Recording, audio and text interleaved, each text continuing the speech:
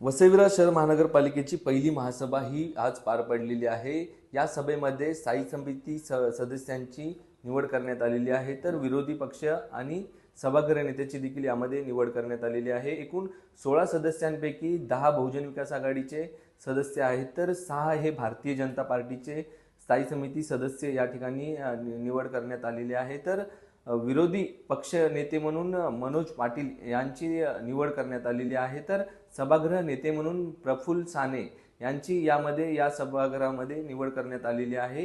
ही सभा अतिशय खेळीमेळीच्या वातावरणामध्ये पार पडलेली असून या सभेनंतर बहुजन विकास आघाडीचे महापौर अजू पाटील यांनी काय प्रतिक्रिया दिलेल्या आहेत आपण त्या देखील पाहूया। आज पहिली महासभा झालेली आहे। कशा पद्धतीने महासभेचं स्वरूप होतं, काय काय झालं? आज स्थायी समिती सदस्यांची नावं आली गटनेत्यांकडून। लवकरात लवकर स्थायी समितीचा सभापती निवडला जाईल। तसेच विरोधी पक्षनेता सभागृह नेता यांची देखील नावं आली, ते देखील स्वीकारले गेलेले आहेत।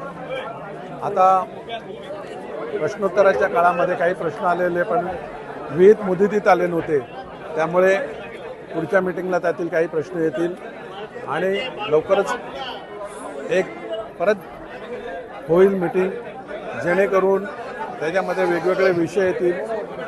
सगळ्या सदस्यांना त्यासंबंधी सूचना दिलेल्या आहेत।